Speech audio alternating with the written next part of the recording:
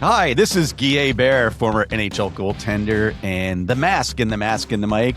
And before I get to Kent French, I'm so excited. As you can tell, we've got an incredible guest today, former teammate, former NHL enforcer, and Kent French.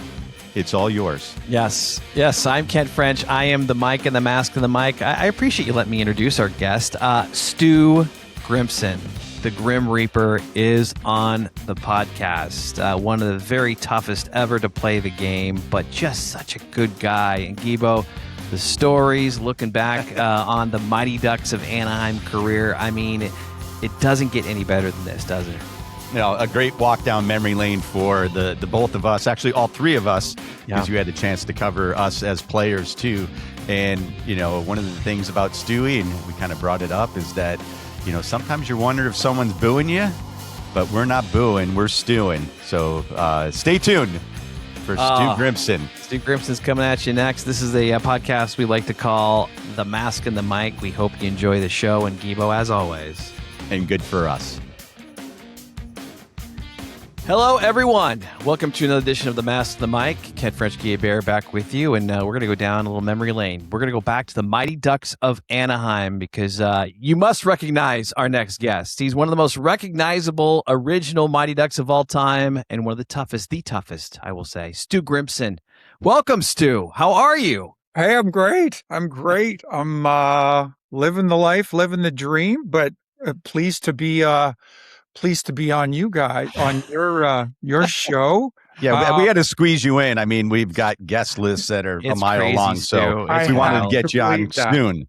I have to believe that. I am honored to be as early on the docket as I am for your burgeoning podcast, and let's juice up your following. Let's do that. yeah, let's try. We had Tamu booked for today, and we told him we had to move him. We bumped him, and Korea wanted to be part of it. We said, Paul, you can't. We got Stu, so you guys just back off. We'll fit you in when we can. Well, that's very high praise. Very high praise. Although I know you're lying out the side of your mouth. I always do. What I would like to think that we push them aside, but no, Stu, we're happy. We're so stoked that you're here. So excited about it, and we'll go down memory lane a little bit. You know, Gibo, I'm going to let you kick the questions off. I mean, this is your former teammate here, so why don't you just... finally, this is episode 28. I get to ask some questions. I know, first. usually, How about Stu, that? I start waxing first, and then finally 10 minutes in, Gibo gets a chance to say something. So I'm gonna step aside for a minute. Let's give Gibo a little flex time. Yes, flex time. Go. You go, Guy. Well, as Stu knows, with that backdrop, Gibo, it better be good. give us some good stuff here. He is now conducting cooking classes out of his kitchen, Stu. I don't know if you knew that, but Celebrity it's fantastic. Hockey cooking classes. You can log on to a different link after this show and find it. No, joking aside, this is the only place that has decent light in our house. So you're stuck. I love it though. I love the kitchen backdrop, especially when it's like, it's kind of well back there. It gives you a bunch of depth. It looks really good. It looks really good. Well, Guy said that it looks like I'm in a police stand-up. Yeah. You know what you should do is you should just put like the feet and inches behind you, right? Yes. So you could just be there, Blink twice if you're okay. Yeah. Blink twice if your life is not in danger. This is a hostage crisis going on with me right now. Yeah. Yes. Yeah. I got him in the bunker basement. downstairs. I'm in a basement somewhere. Yes. No lights. All right. Hey, let's get to the big show. Yeah, so listen, Stu and I go way back because I think our careers kind of took off at about the same time. I remember playing, Stewie, I think you were with the Salt Lake Golden Eagles. Oh, gosh. And I was with the Peoria Rivermen. Wow. And I didn't know you were going to go that far back. Yeah, I'm going, wait, we got to set the tone, right, Stewie? Stu, are you okay? Are you okay with this, Stu, to go this far back? 100%. I didn't realize he was going to go that far back, but that's perfect. That's perfect. The now defunct International Hockey League, never to be heard from again. But those were some great days. Oh my gosh. And the reason I bring it up is because, I came out of a small college, turned pro, and was prepared for some part of pro hockey and was totally unprepared for other parts of pro hockey. And a lot of that was travel. A lot of it was the competition, how good players were. And from where I played, I could not believe the size of the players and how physical they were. And of course, in my Division II at the time, college hockey, there was no fighting at all. I mean, Yeah. everywhere a full bubble or full cage. And so that was kind of my introduction to pro hockey, was like going out, getting on a plane, flying from Peoria out to Salt Lake, and then seeing these monsters, Salt Lake Golden Eagles. Like one Yeah. guy was bigger than the next. And I'm like, oh my God. I'm like, how, like, I mean, I don't know how I'm going to survive if any of these guys want to take the puck hard to the net and I got to stand my ground. I'm like, I'm just going to be just throttled in the back of the net. But Right.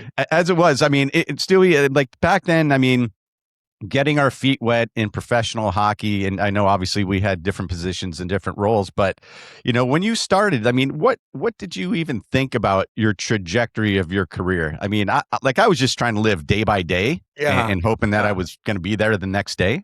Yeah. And mine wasn't that, that strange, wasn't that dissimilar. I pro hockey for me at that stage, International Hockey League. And remember, it really was the highest of the feeder leagues well, I guess back when you and I played in the IHL and the AHL were almost kind of they were kind of level playing field, they're right? on the same playing field. Yeah, I think that's fair to say. But my point really is they were the direct feeders to, to the National Hockey League, to the big clubs. So for me, like I was giving myself an opportunity. I'm going to play pro for like 3 years or so, and I'm going to give myself this window of time to make it to the NHL. I really, just because I didn't envision myself being, some kind of a career minor leaguer or something like that. So that was kind of the expectation, at least my frame of mind as I stepped into, my first year, Salt Lake City Golden Eagles. But yeah, I do think, 87, 88, I think we broke in pretty much the same year. So a great league, a competitive league for a guy that did what I did, kind of playing that physical enforcer role. I mean, my dance card was full every night. I love that analogy. Like, you're just like, who am I going to be dancing with tonight? Like, who am I facing off against? It was crazy. People say this all the time. This will just give you a little bit of context. People marvel. I can't remember what the number is. It's like 2,172 penalty minutes. That's what I had over my career in the NHL, the major professional hockey. But so I played the equivalent of 3 years in the minors in Salt Lake City, Utah. I played about 3 years. My 2,100 minutes in the NHL came across a 14-year career. 3 years in the IHL, I had over 1,000 penalty minutes. There was my first year. I had 9 goals, a handful of assists around the halfway mark, and I blew out my knee on New Year's Eve, 1987. But at the halfway mark, I was like 36 games into it. I had 9 goals, 5 assists. I had 265 penalty minutes in 36 games. I was on pace to get 520 minutes. And let me tell you, Frenchie Guibo, those weren't 10-minute misconducts. Like those were 5 minutes at a time, 2 fights a night. Sometimes 3, and tackling guys that were my size or bigger. It was just, it was really a taxing way to kind of cut your teeth. But great memories, all of it. It was a fabulous league. It really was an interesting way to get started. Yeah, I had you. It's funny. I threw some numbers down, and I did have the Salt Lake Golden Eagles written down. In 88, 89, you had 397 penalty minutes, and then the next year you had 319. So. Consistent. How in the hell do you recover? Like you mentioned, I mean, you're going at it a couple fights a night. Like, what's the recovery process like for you? It's funny a couple of things. When you're that age, like I'm in my early mid-20s at that point, I mean, your body gets over just about anything. You can really punish yourself in a serious way and still bounce back. Remember, Guibo, like I don't know what travel was like for Peoria, but for Salt Lake City, like we were the furthest west team and there was nobody out there. There was Denver, Colorado, but everybody else in the league was kind of around the Great Lakes states and all that area. So we had to go out west. Like we're playing 7 games in 9 nights sometimes on the roads. And again, I'm fighting 1, 2, sometimes 3 times a night. It's hard on your body, Frenchie. But, when you're in your middle 20s, you can kind of get over it. And, you snap back and you're ready to go again the next night. It is pretty taxing. No question about it. Just, a brief aside. when you get into your 30s, mid 30s, and you're like, I found when I would fight 3 games in a row, even with rest in between those games, like the third night, it's a coin toss. Like I'm exhausted. I'm sore. I'm tired. I am unwilling, but but you I'm have an to go. unwilling participant. But you have to go anyways. The reluctant warrior, but Sure. but you have to go anyways, and it can be really hard on your body, no question about it. Well, I do know that the 3-3, right? There was no Oh law in the gosh, IHL without 3 games and right, 3 nights where you'd play right, Friday, Saturday, and then a Sunday matinee. And yeah, most times you were on a bus coming back from somewhere for that third yeah, game on the yeah, afternoon, yeah, and you're like, I don't, I'm like, I don't know how they expect us to play, but it was, I mean, I think what it did, it really gave us a sense of what you had to do to be able to make it. yeah, And yeah, if you could dig deeper than the guy sitting next to you, or in my case, the other goalie on the bench, I mean, yeah, that was the way you could prove yourself. So it was, trial by fire, and it was certainly not for the weak or the meek. But it really prepared, I know, me to be able to make that step up. And we all know when we first got called up, there was just nothing more incredible than getting that call. Like I'd be in the locker room in Peoria. Back in the day, right? There wasn't a whole bunch of people that worked for teams, right? We had one head coach, Wayne Thomas, who was my coach in Peoria when I first started. And there was no assistant coach. It was Wayne, and that uh-huh, was it. And uh-huh. then we had one trainer and one equipment guy. And otherwise, there was no support systems or anything like that. But I can remember, when Wayne would go into the office, he'd close the door, you'd hear the phone ring, and we'd all be sitting in the locker room waiting. We're like, somebody's going up, somebody's going up. And then Yeah, he'd crack the door open, and it's like winning the lottery. We're all sitting there waiting, and just like, I hope it's my turn. I hope somebody yeah, got hurt. yeah, And there was no social media or anything. There was no communication back then. So you didn't know like whether it was goalie, defenseman, or forward, but it didn't even really matter. Like whoever got the call up, it just injected like, yeah, this is why we're working hard, because someday yeah. it'll be my name. Yeah, exactly. I remember, having that same experience, that same memory. Of course, you're wanting it to be your turn, but just the fact that a teammate who's excelling in some way in his role is getting that call, and he's moving on to the NHL for a brief time, maybe for a long time. Uh, it's the motivation for you, even again, if you're not the guy in the crosshairs or the guy that's getting the call up, it's just really affirming to recognize, hey, I've seen what he's done.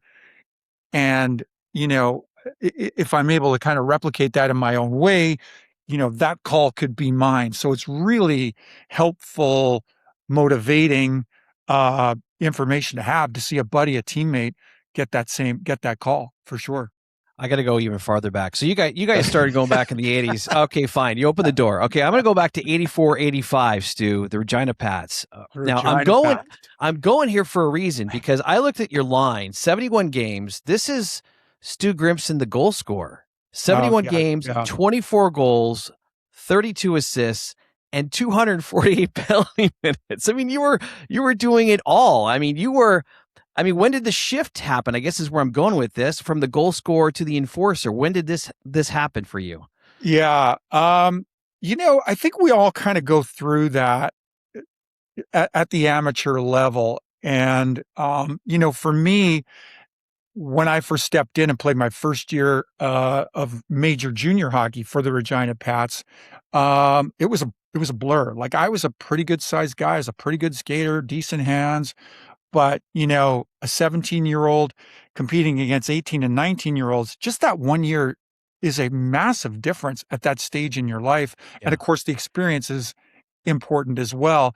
But my body's going through a lot of changes. My head's trying to get itself around this proposition of playing hockey at a really high level. So it takes a while for that progression to come, but it sure did come. I did end up having over 20 goals, over 50 points my last year of junior, and it all started to kind of click for me. Still providing that physical presence. So yeah, that was just the culmination of a whole lot of work, and had a great year. And, it was kind of the platform year to getting drafted by by Calgary, who I ultimately turned pro with. But it was, they say the big ones are slower to develop, and that's certainly true of this big one at the end of the day. When did the gloves start to be coming off on a regular basis for you? Was it just trying to make your name in the NHL? Is that kind of where this identity happened? Yeah, it's a good question. You know, I it's the role of enforcer. Anybody who's played it will tell you it's a really hard role to play and it breaks down into two components, right? It's physically hard on you. We've talked about this, like trading hands with guys your size, guys that are capable of crushing human bone with their hands. Like these are the guys you're facing every night. So that's physically taxing, but there's an emotional piece to it, a mental piece to it. And that's as hard or harder in my estimation. It took me, Frenchie, a good while. Like as I left junior, it was kind of like, okay, I'm fighting regularly. I'm doing 20, 25 fighting majors a year. That's pretty busy. And I've kind of got a reputation now where, folks, I'm getting a little respect. I'm getting a little room. But as you transition to pro, you're really having to kind of climb that ladder all over again. You're having to prove yourself all over again. And for me, that's where the real hard part was. It was like, wow, I did this for 3 years in junior. Now I got to kind of start at the bottom of the mountain, the foot of the mountain, and climb another, and tackle another challenge here. So the point I'm making is, Frenchie, it's really hard on you emotionally at the same time. And I think for the guys that go on and are able to do it long term and successfully, you have to kind of develop the mental skills, the mental toolbox to be able to, I'll never compare it to military service or, like combat in the field of battle or anything like that.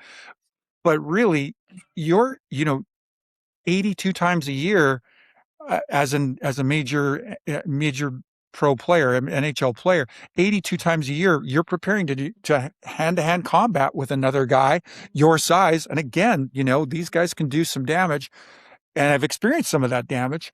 And it's a really daunting proposition. So it takes a while to kind of grow into it. And you can tell the guys that have been around for a while, they're pretty experienced, they're pretty seasoned, they're pretty good at what they do, they're pretty savvy, they're to be respected.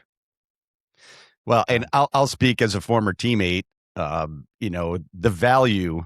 I think that you guys yourself and all the guys who kind of played that role were certainly so undervalued, maybe from everybody except for your teammates, right? I mean, we all knew how important you in particular were to our team with the Mighty Ducks, especially early on, being a guy that, when all of a sudden we had a young superstar like Paul Kariya, come out of college, and he was obviously a small player, highly skilled, but it trickled all the way down to me. Like I always felt like when I was in the crease that no one was ever going to take any liberties on me because you were there. And whether you're on the ice or on the bench, they kind of knew that, like, listen, if we do something or we run Paul Kariya or we bump the goalie or, run a skilled defenseman, somebody's going to have to answer the bell. And I think it was always great because the game has changed so much, and we could talk about that for a whole nother couple episodes. But back when we played, Stewie, right? I mean, it was like we policed ourselves. Yeah. Let the players police what was going on. If there was a cheap shot, then, somebody had to answer to it. Yeah. Yeah. Yeah. I like that you took the conversation there. It's funny. You get so in tune with that role. I remember, to your point, even when I'm on the bench, a guy in my role, if you're doing it properly, you're always taking information, right? Is my team playing like they can? Is the other club taking advantage of us physically? You're always kind of trying to call it reading the room or just measuring the temperature of what's going on.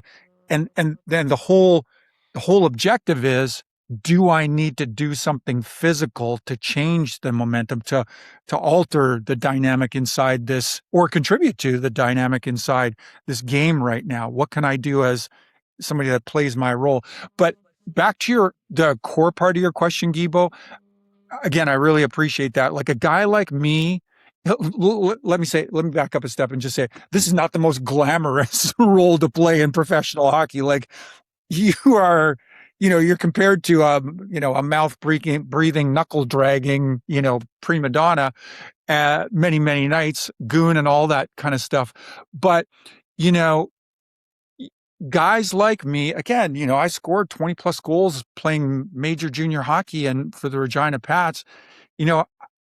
All of us had some skill, but we found that we don't have that skill doesn't transfer to the NHL, but we have this physical skill that's coveted by a lot of teams. We can find a way to carve out a niche for ourselves in the NHL playing this role. So you do it for that reason, and stepping into it, and being able to carve out a 17-year pro career, fulfilling a role like that was incredibly rewarding for me. It was my pathway. But the other part of it is separate from the career, and Guibo touched on this and said it so eloquently. The thing that really did motivate me as much or more than anything is just to have the respect of your teammates who recognized, hey, this guy's kind of putting his physical well-being on the line for us, and it has an impact, and it has value for us.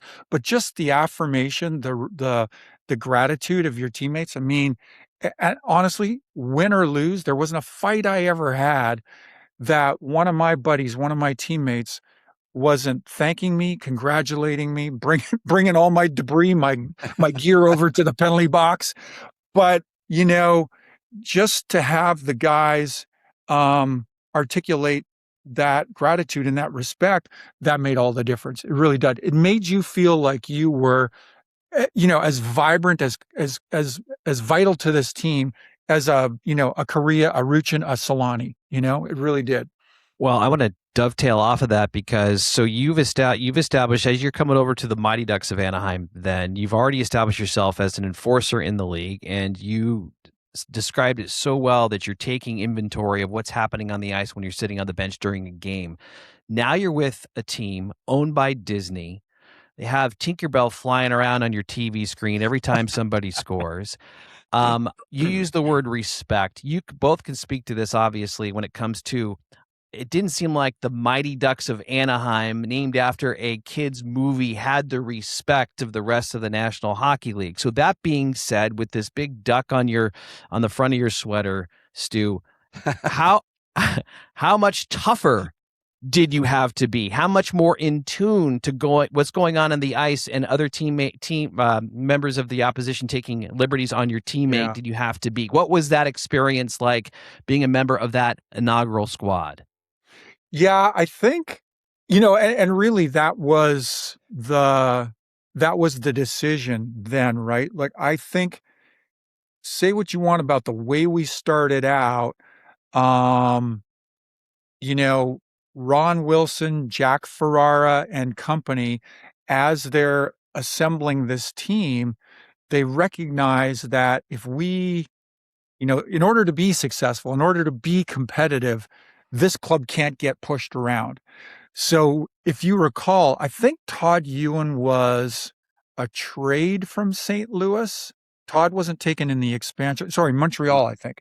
Mm-hmm. Todd was traded from Montreal, but I was the expansion draft. And if you can believe this, at this stage of my career with Chicago, no longer a 20 goal scorer. I'm a goal scorer, but it's like, what? Faithfully, I'm getting one a year. I love you. So I'm a goal scorer. Hey, wait a minute. You're only one ahead of me? Exactly. I am a goal scorer, but I'm not the goal scorer.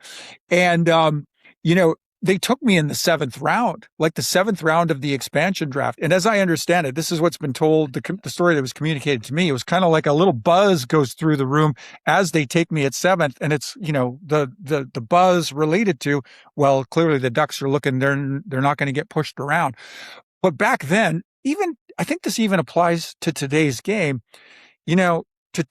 to be able to gain physical superiority or advantage over your team at that moment in time, that was not a surefire way to victory, but it was a great way to improve your chances. So, for Jack and Ron to go out and get me and Todd Ewan. Having Todd there, because Todd was as tough as I was, he was roughly the same size, probably more skillful as a player. And, just having the two of us there, I really do think, to your point, Frenchie, it really helped discourage my teammates from having to deal with a lot of that other nonsense, right? I mean, the best way to, again, back then, you ultimately come out on top in any game if you can intimidate, if you can, physically punish the other team's smaller skilled players, you're on your way to victory. But I think, Todd and I helped kind of, how should I say, discourage some of that. Yeah, I mean, without a doubt. And I think that the great thing that Jack and Ron did was the fact that it didn't fall, all that pressure didn't fall on just one of you. Yeah. When you were both there and you could play on separate lines, you could play on the same line, you'd sprinkle in, we had some other guys who were probably less known, right? You had a guy like Jimmy Thompson, Robin Bawa. Like there was a collection of guys that were tough. They probably weren't, in the same name recognition as you and Stewie and Yui, of course. But it's one of those things where, and it did. I mean, it really did give us. I remember playing I think it was our first home exhibition game, and it was against the Kings, of course. And, I mean, people tried to make a mockery of the team being really called the Mighty Ducks. And I remember lining up, and I think it was you and Yui on the wing, and Sean Van Allen centering you guys. Yeah. And the puck drops, and I think Warren Reichel was on the Kings at the time, and one of you guys grabbed Warren Reichel, and then Phil Crow or something. Right? You probably know better than me who was on the ice. I know McSorley was probably on the ice, and I just remember Vanna grabbing whoever the other center was and just watched. Right, the two guys just held each other and watched. But we made a statement, and you two guys made a big statement in that. Like I think the first ever exhibition game at the Pond. This is the type of team we are. We will not be pushed around, and we're starting from game one. And I think that caught a lot of people by surprise in some sense, because they were like, well, what kind of team is this expansion team really going to be? They, they don't have marquee names. They don't whatever. But, I mean, the recipe for success was going to be, we're going to be tough, physical, and we're going to try to win every game 2-1 or 1-0. And we know our capabilities offensively, which is limited. And we're going to try to play, good physical defense. And, heck, we had a guy like Alexei Kasatonov on defense, right? I mean, so we had a really good recipe, and we had a tremendous year that first year, which I know, unless you were around and a fan that back at the time, people might not remember how good of a season we really had that first year.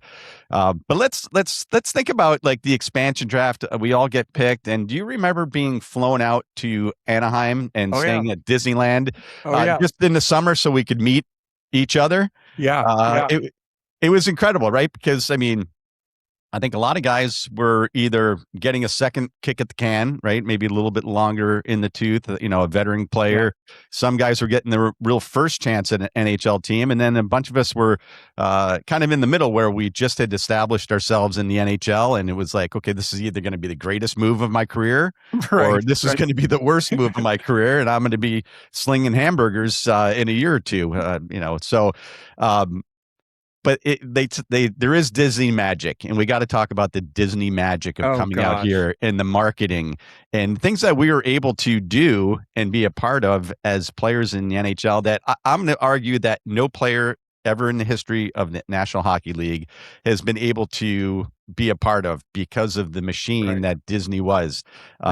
So I got to ask you, some of your early memories, and I mean, we probably have very similar ones because we were on floats together or on a ship, on a pirate ship together. But, in those, the first part, do you remember something that just blew you away at the time? And that, even today you're like, I can't believe we did that, or we were able to do that.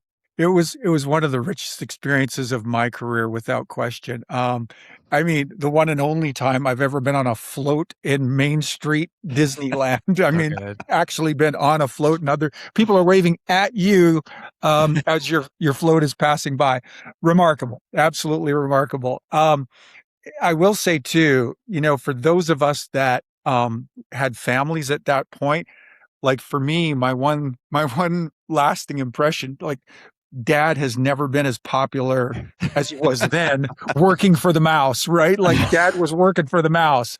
I mean, Wild Wing was in the wives' room after the game. I mean, Goofy and Pluto were in the wives' room after the game. In the wives' green room, it was just absolutely crazy.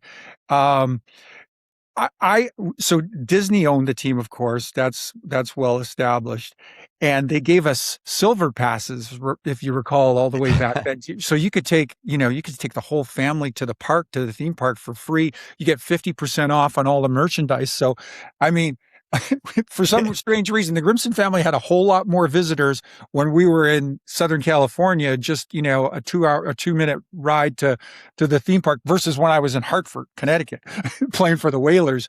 But, it was just the best time. I mean, I remember picking up my daughters from school, and I would kind of shine them on a little bit. Hey, Dad's just I got to swing by the bank. I got to get my dry cleaning, and then we'll head home for dinner. But I wouldn't tell them that, even on a school night, like I would take them down to Disney. So I'm driving down there. We pull on to Catella Avenue, and you can see greatest, happiest place on earth. And they're shrieking from the back of the vehicle as they figure out, oh my gosh, he's taking us to Disney again.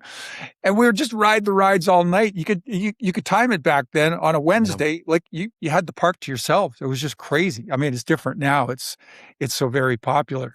Was back then, but just the experiences are just so remarkable. If you recall, the Indiana Jones ride was kind of brand new. Yes, it was. They rolled it out during our I think our second year, maybe our first or second year. I think our second year. Yeah. Yeah, I think it was the second year. And of course, they hadn't opened it to the public. They had all the guys come down, and we're taking rides on the new Indiana Jones. Bring our kids, bring everybody. So good. And, we're going it 4 or 5 times. We had a ball. That was an absolute laugh riot. I will say and this is more a Ron Wilson story than it is a Disney story, but Ron Wilson was more tickled about having this free pre-public experience on the Indiana Jones ride. I mean, he wrote it more than any of the players did. Ron was just like ear to ear smile because he and his wife were there to take advantage of this whole Disney experience. But I will say, crazy and almost maybe surreal memories, better than weird. But my one lasting impression is that company took such great care of us as players, it was just really unique, the treatment we got. And, I'd been part of a couple of other organizations by this stage in my career, but they just took such great care of us and made us feel so special. It was just a great experience all around. It really was amazing. Can you tell me about the pirate ship? I can't let this go without the pirate ship. Well, before we get to the pirate ship, which is awesome, I got to go back to the Indiana Jones ride because, well, first, we were there getting in line and, getting to go on before anybody. And so at one point, I think we all looked at each other and said, okay, like, are we like in place of the dummies? Are we the live dummies going on this thing? Like, right.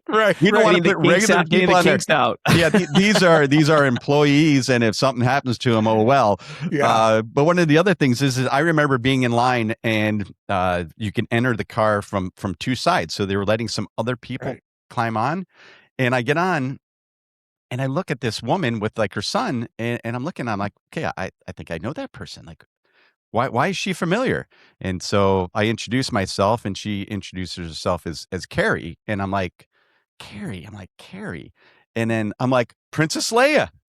And she's like, yes, Fisher Princess was there. Leia. So Carrie Fisher was on the ride with her son, No or way. child, with, and we got on, and she went on the ride with us. good. So they were sprinkling in, of course, some my gosh. high-end celebrities to get, a first crack at the Indiana Jones ride as well. Yeah. But I remember, and I'm like, okay, where else is this going to happen in my hockey career? Like nowhere. Exactly. All right, back to you, Frenchie. No, back to you, because I'm going to throw it right back to you guys, because one of the most famous photos, at least from my standpoint, when it comes to the original team, is the infamous pirate ship photo. You guys dressed as pirates hanging from whatever, the crow's nest and everything. I mean, I look back at that and just laugh. Gibo and I mean, you guys must have had an absolute ball, or looking at each other going, what in the hell is happening? What are we doing?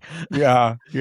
Oh, it was great. I think this is still relatively popular today, but it was very common on the marketing side for sports teams to do these little kind of themed, kind of, whether it was a television commercial or, it was a photo similar to the one we did. But, this is my point. Like when Disney decides it wants to kind of get into this space, it does it in a Disney way. And to just bring the entire team down there to just dress us all up as buccaneers and drape us all over this amazing ship right in the heart of the theme park. We had a ball. I mean, it was the community. Sometimes community, events for some players, you'll get a lot of belly aching. Oh my gosh, I can't believe we're here. It's so hot out. It's this and that. But I mean, I never heard a single guy complain. All these, 20 somethings and a lot of us 30 somethings are having an absolute riot, just like coming down to the theme park, dressing up as pirates and hanging around on this old wooden ship. It was a whole lot of fun. And I will tell you, like, now looking back, whenever you get a chance to kind of lay eyes on that poster, it just brings back the richest of memories. My parents still have that poster hanging in their garage in Kelowna, British Columbia. So I'm always very keen to get out into the garage and, go walk down memory lane. It's so much fun. It's so much fun. Stewie, honestly, it's one of the, I think, most desired things that fans of original Mighty Ducks want to get their hands on. People say, Frenchie and I would be at the set, and I would bring in a copy because I still have a few, and I would bring that in, and we'd show it on TV. And people are like, "Oh my God, I can't believe that they let you go on the Pirate of Caribbean ship and whatever." And then you look up and you realize Sean Hill is climbing up the netting. Right? Like he was almost up to the crow's nest. And I can remember Ron Wilson looking up and going, like, hey, seriously, like, I can't have you falling from like 30 feet, come on down. So if you see that picture, it's awesome. How on brand is that for Hilly too? Like, the craziest, the looniest of us all. Of course, he's going to end up, as Frenchie says, dangling from the crow's nest way up above. Yeah, but it was again, special moment where you think like, okay, we're tired, we come out of practice, we get to go to Disneyland, we get to go to the underbelly, right? I mean, that's some of the things that nobody ever gets to see, is you get backstage, to see as they say, at Disneyland. So that was really kind of cool to be, in wardrobe, and they're picking out your costume for you, and you're like, then all of a sudden you come out of a place of the park that, like, I'm like, I didn't know there was a secret place where you pop out. But I pretty incredible. And I just think about going down on that Main Street float when they were kind of introducing us to the fans at the park, I think before we even played our first home game. Yeah, I think it was before we played our first regular season game. Yeah. And I don't know if you remember this, we did like a little autograph session after, but like a lot of fans didn't know we were real hockey players. They're like, these guys are really old for being in the movie, right? We're like, no, we're not in the movie.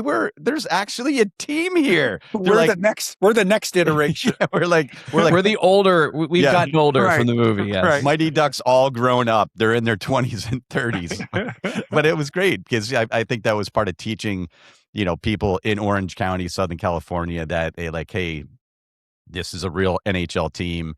We're here to stay. We're here to make a mark and hopefully make fans and take fans away from, the bad guys up the street in Los Angeles. Yeah, exactly. So good.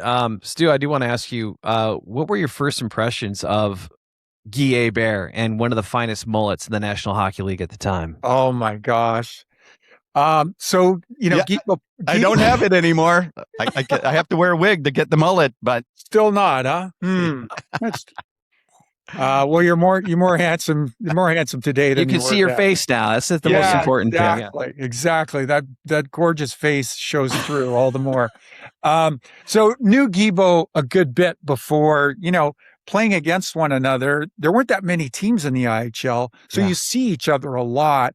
And of course, I knew a handful of guys on the Rivermen, the Peoria team, and got to know Gibo a little bit, but then transferring, you get to and we're all part of the same organization in Anaheim, just a few years later. Yeah, it was just, I think my one first impression was, I just can't believe how laid back, how nonchalant, how carefree this guy is, because, and this is going to sound really cliche, but like getting to know NHL goaltenders, it's a little bit like starting pitchers in Major League Baseball. Like they're cut from different cloth and they see the world in a different way. But Kibo could not have been more normal, could not have been more approachable, could not have been less, professional athlete. He's just a really great, easygoing, laid back guy. Those attributes were just really kind of rare for, athletes, hockey players, pro hockey players, first and foremost, but certainly for guys that played the goaltending position. So Gibo was just like a breath of fresh air. Like most goaltenders, like I played for Eddie Belfour, and I'm here to tell you, like Eddie on a game day, you just give Eddie, like you give him 10 feet of berth as you're passing by him. He's just completely unapproachable. But Gibo is just, Gibo is 15 minutes before the game, the puck's going to drop, Frenchie. He's as affable as he is right now on this podcast. I mean, really? He's just this, that part always stuck with me. Like the guy's approach does not change whatever the circumstance is. And I admire that because I'm a guy who's at the other end of the spectrum. I'm not, Eddie Belfour, Paul Correa, like deaf and mute on a game day. But, I got a tough job to do. I need to kind of strap on this persona, and you can't just, flip a switch. It takes place over the entire day. So I found that a really fresh breath of fresh air. I just thought it made this individual so unique, and we got along right from the outset. I mean, the friendship has been long lasting, and one of those relationships for me where years and years may have gone by before we actually, between seeing one another, and the chemistry, the attraction is there instantly. It's fun. I appreciate every word of that, Stewie. And I always tried to not try to change, right? I didn't think that changing my, from a game day to a non-game day was going to benefit me over, of course, such a long season, 82 games. And so I tried to be just who I was and figured, that would serve me well over hopefully a long career. And I will say, I was paired with one of the best teammates I ever had as a goalie partner on that original Mighty Ducks season with Ron Tugnut.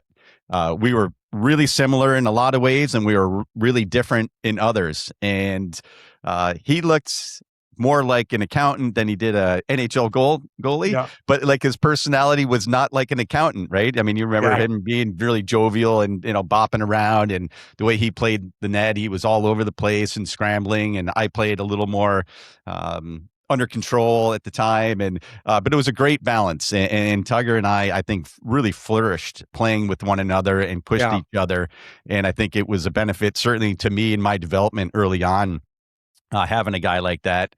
And the irony is I can remember we were in the playoff hunt, right? I mean, it was going to the trade deadline day, and we were in the playoff hunt, and we took a trip. We were going to, I think, St. Louis and then a couple other cities.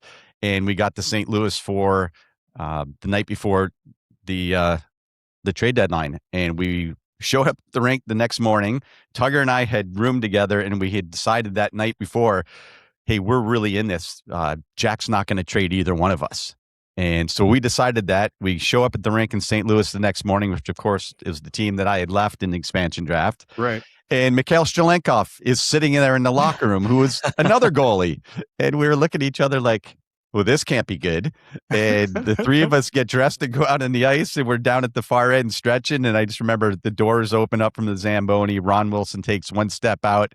Me and Tugger are sitting there looking at each other, and we're like, oh no, one of us is going. And all he heard was, hey, Tugger. And Tugger's like, oh, no way. He goes, I just got traded. And I'm like, and I was like blown away. But much like your relationship with me, and being able to not see each other for a long time, it's a lot of those guys in that first season, that bond that we made in that first season still exists today. I mean, I could not hear from Tugger for forever, and we can pick up right where we left off. So thank you for the kind words. I echo the sentiments, not only to you, but all the guys we played with on that first season.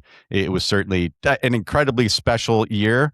And I think that if you even asked like management, I mean, as volatile as Tony Tavares was, he embraced that first season as much as anybody. Right. Ron Wilson, Timmy Army, who is back with the Ducks as an assistant coach. So it's great to see Timmy in time. And so, I mean, like, the hockey world is so small, Stewie, right? I mean, we're bound to run into somebody that we have a connection or a relationship with. Yeah. And if I could just insert, Frenchie, we talked about Todd, myself, the physical piece, and how that provided a bit of stability where the early teams were concerned. Ron Tugnutt and Guy Hebert as a goaltending tandem, gave us stability. This was a, kind of a two-headed monster that, just didn't give up a lot of soft ones. There was just like a baseline of consistency. You knew you were going to get a really solid, serviceable game from each of these guys, no matter what night they played. And that made a huge difference. To Guibo's point, we were more competitive than a lot of people really thought we would ever be, and had a lot to do with, the two guys we had playing in the nets for us, those, that initial year, certainly. And it's worth noting too, I think if you asked any, hockey pundit at that time, as the season starts, Ron Tugnutt is probably your de facto number one, your starter over time. Not over a lot of time, but as that year progressed, Guibo kind of won the net. Guibo ends up being, kind of our number one. It's probably an important part of why, I think the organization was in a situation where goaltending is actually now kind of a source of strength for us, a source of depth for us. So you can jettison somebody like Ron Tugnutt, get something back for them, and improve your team in the meantime. So there was a lot going on between the pipes, but those two guys and Guibo, for the way he established himself, seized the opportunity. That was an important part of early success for the organization. Yeah, you both were huge. I mean, I had the privilege of covering the Mighty Ducks back in the late 90s, early 2000s. So I was able to see you guys on the ice. And it was amazing for what you guys did for the franchise and where it is today. But Stewie, I want to ask you, I know that, we could sit here and talk for hours. And I know that unfortunately we don't have that kind of time, but when you talk about the Grim Reaper, right? When you think of Stu Grimson, that name comes up. When were you first referred to as the Grim Reaper? And was there someone who kind of gave you that name, or did you it just kind of morph into it? Yeah, no, there's somebody that actually gave me that name. So when I broke in with the Regina Pats of the WHL, Major Junior Hockey back in Canada, my general manager at the time was named Bob Strum. Bob tagged me with that label. Of course, I'm a big guy, I'm physical. The first, syllable of my name is Grim. It just kind of, it all makes sense. It all looks pretty obvious looking back now, but Bob Strum was the first one to ever tag me with that label. And it didn't, of course, playing junior hockey in Regina, Saskatchewan, like you're big in the town, but it doesn't get much recognition, or it didn't get much play outside of the team. And nor did it through my 3 years in the IHL playing for Salt Lake. But once I kind of got to the NHL and people got to see my act up close and in person, all of a sudden, out of nowhere, I'm the Grim Reaper again, and it was, it's pretty comical because you see this, especially if you spend any time on social media, these lists go around or these references go around, but it gets a lot of play in, the great sports nicknames, and that's a lot of fun. I will say for me personally, it was never something that I really went out of my way to promote. I always felt bad for my mom. I mean, what mother wants to be recognized for having raised the Grim Reaper inside her household, right? She was never fond of that. I will say this though, the moniker, the label probably did add to my whole persona, so that if you're somebody like me, maybe a younger guy on the other side, and you're facing this, 6'6", 250-pound person skater they call the Grim Reaper, there's bound to be a little anxiety associated with that. So I didn't mind it for that reason, but I never really spent a whole lot of time kind of promoting it about myself. It's been pretty humorous over time, but that Frenchie is really kind of the history, sum and substance. Cool. That's cool. Guibo, I want to jump in on when you talk about the Grim Reaper. We talked about dance partners, Stu, and you'd have 2 or 3 a night. And I'm sure you've been asked this question many a time throughout your career, but when it comes to dance partners, who was the toughest? Well, if you really put me to it and I had to pick just one guy, Dave Brown. Dave Brown, Fists of Renown. He was a tough guy. I mean, Brownie was a left-hander. I hated fighting left-handers first and foremost. But just a real quick story. When I was breaking in with the Calgary Flames, Brownie was on the Edmonton Oilers. Back then, and probably even today, there may not be a pissier rivalry in all of the NHL. Calgary and Edmonton they call it the Battle of Alberta, and there's a book to document it. But Brownie, so I got called up to play against, I got called up to Calgary. I got that call, Guibo. I got that call. I'm going up to Calgary, and it's on the front end of a home and home with the Edmonton Oilers. So first night we play in Edmonton, and 2 nights later we come back to Calgary to play the back end. Well, first game, we're up in Edmonton. Brownie, he's got this 1,000-yard stare. He's not looking at you. He's looking past you. He's doing big loops over my side of the red line in warm-up. And I'm like, well, okay. I was pretty sure I knew I was going to have to go him. Now, I think even he knows I'm going to have to go him. He's looping on my side. So fast forward. First shift of the game for the fourth line, Brownie and I are out there shoulder to shoulder on a faceoff. We're just outside, I think, their blue line, and we're shoulder to shoulder. Puck's dropped. I elbowed him once in the chest, and I dropped my gloves, and I got a hold of his jersey, and I could hear that left hand cut the sky above me. He missed me twice, and then I got that left hand. I gave it a yank, and I tagged him twice right on the button. And I dropped him. Like, I laid out the heavyweight champion of the NHL, my second ever fighting major in the NHL. And I'm like, wow.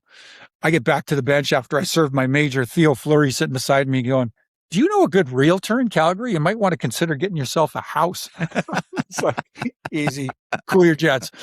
2 nights later, back to Calgary for the back end of this home and home. Let me say this. Let me say it this way. You heard that book. I think it's Charles Dickens. I think it's Tale of Two Cities starts. It was the best of times. It was the worst of times. The worst of times is about to come 2 nights later. He comes out. We end up fighting again. And this time it's like, it's the reverse. of all of that. Like he catches me with 3 lefts, just bang, bang, bang. I go down. I'm not out, but I'm on all fours. And I go to wipe under my right eye thinking like he tagged me really bad here. I got to be cut. There's no blood. There's no cut or anything. But as I come to know later, I eventually, like I got up, I went and I served my major. I come back to the box, to the players bench, and I go to our trainer, like Bearcat, I think I need to see a doctor. Long story short, he had fractured my cheekbone. He had fractured my orbital. The surgery for that, emergency surgery, facial reconstruction, 2 nights later, they put they go inside your head. They make a little incision right here. They go inside your skull. They tap out the fracture so it's flush. Then they insert a stainless steel pin, kind of like that one you put on the back end of the turkey at Thanksgiving. They put a stainless steel pin in there and they leave it hanging out by about 1/4 of an inch. And I had to walk around like this mutant for 5 weeks before, I was cleared for play again. But that man had a left that hit like a thundercloud. He was far and away the toughest, meanest guy I think I ever played against. But there were lots of other tough guys. There are dozens of honorable mentions in there, but Brownie was a fearsome foe, no question. Wow. I would joke about, I'm going to stay in the net where it's safe, right? I'd rather get run over by someone cutting hard to the net than, Right. the 1,000-yard stare of Dave Brown. Quick little follow-up humorous story to the back end of that one. So Mark Bureau got called up. He was my teammate in Salt Lake. He got called up to Calgary with me, Mark Bureau. We called him Frenchie as well. So Mark is being a good teammate. I'm in hospital recovering from facial constructive surgery. Frenchie's being a good teammate to me. He goes to my hotel room. He grabs my shaving kit and some other personals, and he brings them up to the hospital. Well, I mean, I had seen myself like earlier that day. I'm less than 24 hours out of surgery. I look like I am unrecognizable to myself. Like I can't recognize myself in the mirror. My face is like just exploded on this side, and I got this stainless steel pin. Frenchie walks into the room. He starts crying immediately. He starts crying. He lays eyes on me. He starts crying. So imagine this. I'm laying back in my hospital bed. Mark Bureau, Frenchie, is sitting there beside me. I've got his hand in mine, and I'm kind of patting the top of his hand going, Frenchie, it's all right. I'm going to be okay. Like I'm consoling the uninjured guy. They say you're not supposed to let on when the patient, like, it looks really bad. You're not supposed to let on. Frenchie hadn't got that lesson. But my goodness. It was crazy. Let me just dovetail off of this because I think it's so appropriate. So I can't remember what season it was. I was looking to buy a house, and I'd gone into had the model homes, or they're building these gated communities, and my wife and I go in, and we're talking to the saleswoman, and saleswoman, I just had I had this guy in here. She didn't say hockey player. She says, I had a guy in here. His name's Stu Grimson. Do you know him? And I said, yeah, of course I know Stu. And she goes, well, I kind of asked him, we were talking about a house or whatever, and she said, hey, so what do you do for a living? And Stu's reply was, I rearrange people's faces for a living.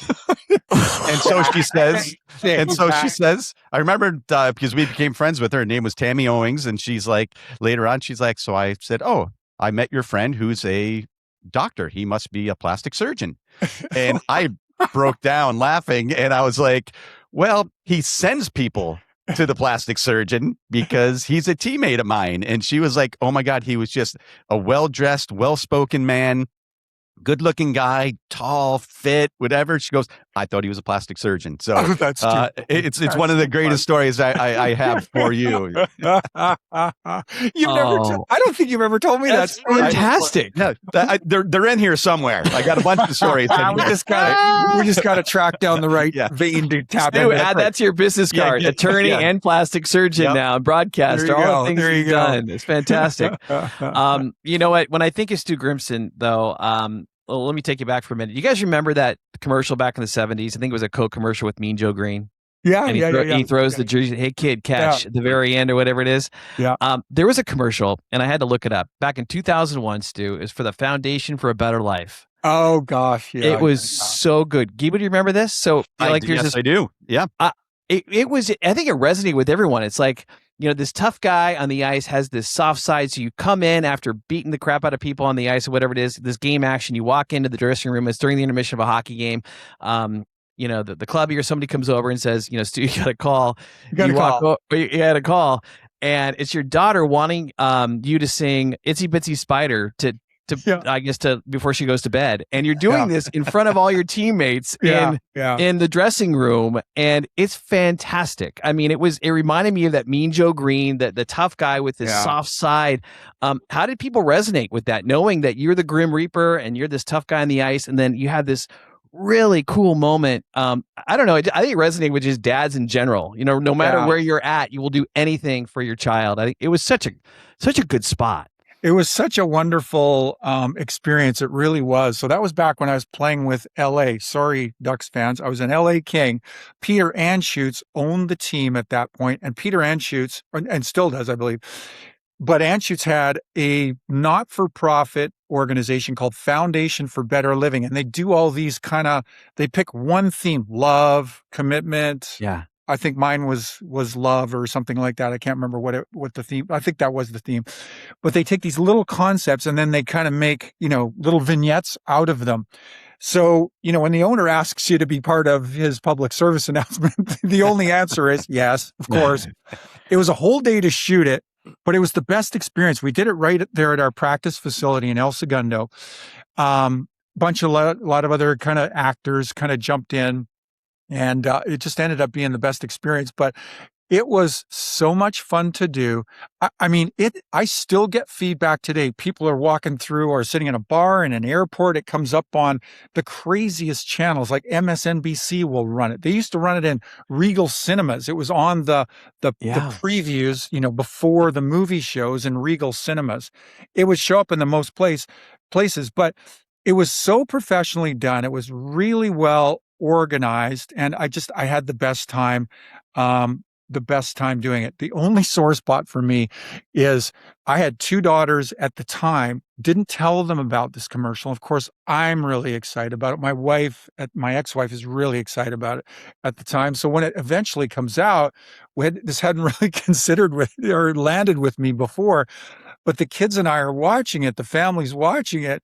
And there's this young girl who I never met, but she's on the other end of the line. This is the one I'm singing Itsy Bitsy Spider to. And I'm going through these little, spider motions as one would do. And then I looked at my daughters, deadpan. How come we didn't get it? Like, how come we didn't audition for this? Why weren't we able to? So it's just been a sore spot ever since. If I see you in the presence of my two now 30-something daughters, don't ever bring it up. Still a sore spot to this day. Never bring it up. Well, I'm glad you brought that up. Oh my gosh.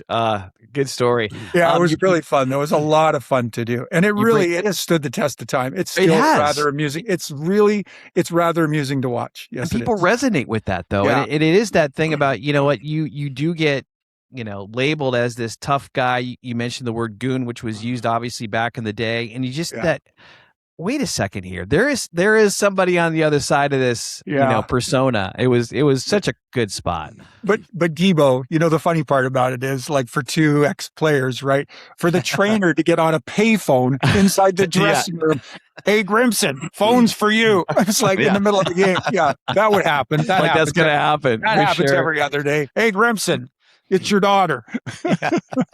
So good. You mentioned the Kings, and I was looking at your penalty minute numbers, and Stu, correct me if I'm wrong on this, but when you did play for the Kings, you had the most penalty minutes that you ever had in a season in the National Hockey League. Oh, I had at 235 I had, and you were mentioning earlier, obviously the recovery rate when you're in your early 20s, mid 20s is one thing, your 30s is another.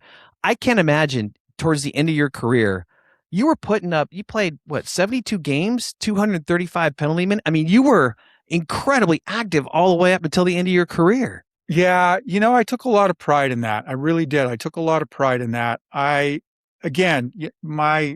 my mindset as I'm part of an NHL hockey game is I am just scanning the horizon.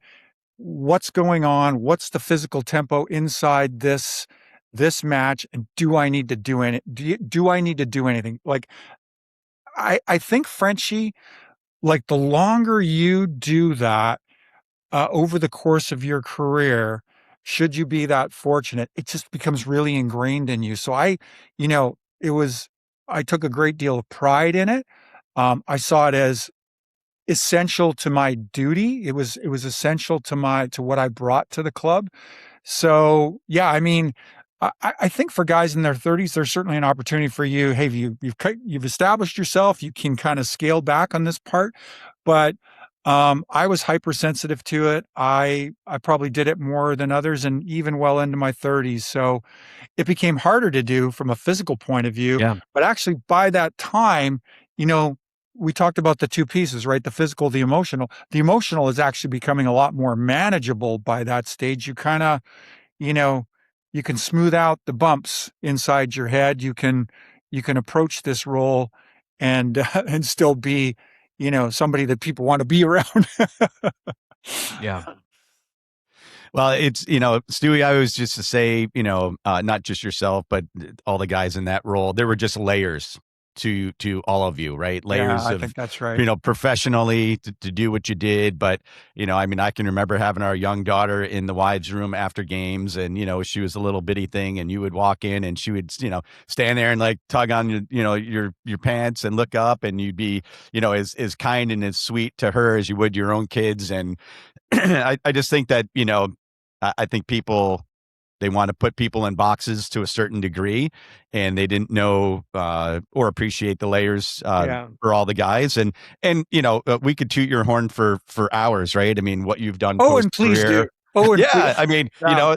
facing broadcaster of many teams and NHL Network and so on and so forth, and of course going back to law school, becoming a lawyer, working for the NHLPA for a bit.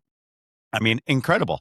I mean, and are you an author? That was my other question. Are you Gibo, you read my mind. okay? It's like written down with a star by it See? here. Yeah, He's referenced Reluctant Warrior throughout the course of this podcast, so you nailed it. Subtle little. Look at you go. Nice. Frenchie and I have spent a fair amount of time together on air. So yeah, we're going to get there, Stu. Yes. Yeah, it's a good segue right there, Stewie. So Yeah, so hey, that's I great. throw that out to you, author. Yeah. That's awesome. Well, thanks. No, I appreciate that. It's been, honestly, my wife, Jennifer, I have had this, I had a guy, he actually was my literary agent, as funny as that sounds to say. He represented me as I kind of went through this process, but, long before I ever did, I had people in my ear, hey, your story's interesting, your story's great, you really need to tell it. But Gibo, like hockey players, if they're anything, they're a humble bunch. And I always used to think like this fourth line ham and egger, who, yes, was able to grind out a career of, 14 plus years. But like people like me just don't write books. So it took me a long time to kind of get my mind around that. But I had a lot of people really encouraging me in that way. Chief among them was my wife, Jennifer. And I will say, once I kind of stepped into it, embraced it, actually did it, and I was really involved in the writing, it was a really rewarding experience. For anybody that ever gets the opportunity, it's a really interesting experience to go through. I wouldn't change it for anything. And here's the thing, like my greatest takeaway looking back, people, many, many people, not people that have ever played pro hockey, but I try to be very candid. I tried to share like a lot of life lessons, mistakes I had made, areas where I'd fallen short, the way I grew up. I was I was a disaster as a teenager. But just being able to share those stories openly, honestly with people, like their responses have come back to me personally. And that to me has been the most rewarding thing. Like, hey, Stu, I remember what you said about when you kind of overplayed your hand when you were in Carolina, you asked for a trade. professionally, that's kind of come up for me, and it's really impacted me the way the way you've kind of processed that looking back now. So to have people come to you and encourage you, the book resonated with them in that way, your story resonated with them in that way. That's been really rewarding. So I'm glad I did it. It's I'm really pleased with the way it turned out. It was a good experience. I appreciate you bringing it up. It's called The Grim Reaper: The Life and Career of a Reluctant Warrior. Yeah. So very, very cool. A bit of a mouthful, right? Hey, it says it. It says all it needs to say and more. Yeah, right I suppose there. it does. Well, Stu, as we keep saying, we could have you for another hour. Maybe, I hope you come on again with us. We got a lot more to talk about. Yeah. I mean, push Paul and Tamo down the list a little further. Let's book another session. I have it on silent. Whatever they call, I don't pick it up. So I'm not worried about those secretary. 2 guys. Well, Stu, thanks so much for spending time with us, man. It's so good to catch up with you. And by the way, for me, it's an incredible pleasure to listen to you and Gibo go down memory lane with the Mighty Ducks. I mean, it's just fun. It is so much fun to listen to those stories. Those are some of the great memories of my career. I was to the Stanley Cup Finals with a couple of different teams over the course of my career. Listen, I'm here to tell you that's an amazing experience, but I didn't spend more time with any team across my 7 or 8 teams than I did the Mighty Ducks. And I actually had 2 stints there. 2, yes. Yeah, 2 stints totaling 4+ years, but nothing but the best of memories. And Frenchie, I'm here to tell you, it's the locale. Yes, it's the organization. Yes, it's the team, but it's the people. It's the people that I played with and the people that were responsible for putting the team on the ice. Like, it's the people at the end of the day. And one of them's, 2 of them, are on this podcast. Oh, and those are the great memories for me. It's the interactions we had around everything that we were doing. Those are the lasting memories, to be sure. Well, very cool. Well, thank you for saying that. And again, thank you for being part of this. And for all of you listening, if you want to watch us, don't forget we are on the Mask the Mic YouTube channel. Of course, you can listen to us on Spotify and Apple Podcasts. Stu, again, this is the beginning of another conversation. Again, there's a whole nother chapter to go. And again, Stu's stories, everything. If you want to, you got to pick up this book, The Grim Reaper: The Life and Career of a Reluctant Warrior. Stu, once again, thanks for spending time with us, and we can't wait to talk to you again soon. My pleasure. Good to be with you both. And as always, good for us and Stu. They're not booing, they're stewing, from what I understand.